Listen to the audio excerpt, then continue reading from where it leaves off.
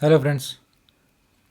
देखो HR round में mostly क्या होता है कि आपको सैलरी से रिलेटेड डिस्कशन होता है उसमें ना।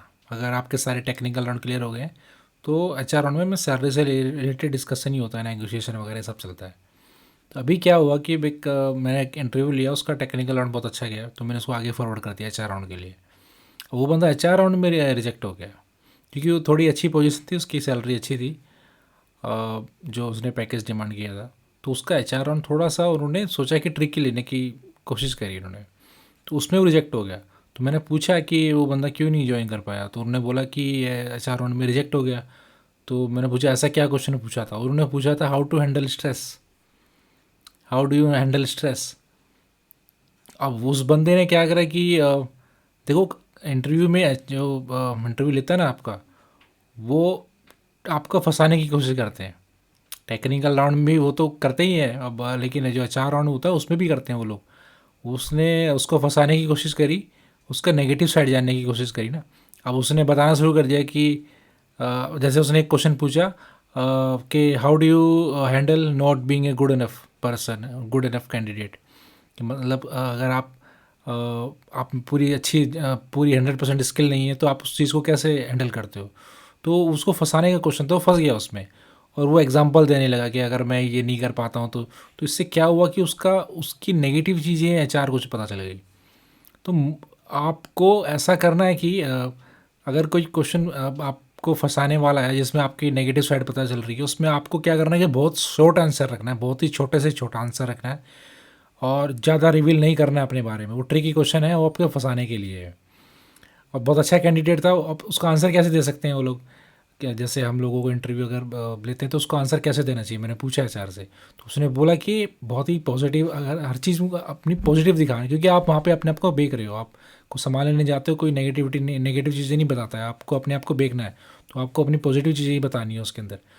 तो इसका एग्जांपल, उसका आंसर क्या हो सकता है। जैसे कोई पूछता है कि how do you handle stress, तो उसका आंसर दो, I handle stress very well. उसके बाद रुक जाओ, बस इतना सा ही, I handle stress very well. उसमें ज़्यादा बकवास करने की कोशिश नहीं करनी चाहिए। अब इससे क्या होगा ना, आप आंसर दे के पॉज कर दोगे ना, तो उस पर इंटरव्यू वाले भी बंदे पे क्या होगा कि एक उस पर प्रेशर आ जाएगा कि नेक्स्ट क्वेश्चन पूछने का। और एक और आंसर हो सकता है कि stress is the essential part of any job, है ना। Every job involve some certain level of stress, और it has been never a problem for me in past. इस तरह के आंसर आप दे सकते हो और रुक जाओ वहीं पे, एक दो लाइन बोल के ना चुप हो जाओ।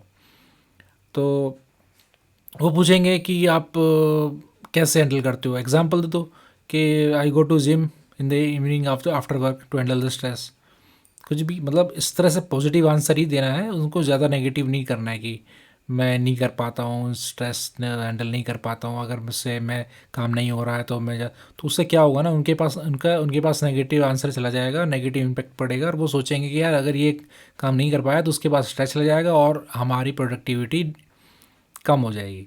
तो सिर्फ इस वजह से बंदा रिजेक्ट हो गया। मैंने पूछा एचआर से किस तरह का आंसर देना चाहिए, उन्होंने बोला कि ये बहुत शॉर्ट आंसर देना चाहिए, कोई भी आंसर ऐसा नहीं होना चाहिए जिसकी वजह से आपका नेगेटिव इम्पैक्ट पड़े इंटरव्यू लेने वाले पे।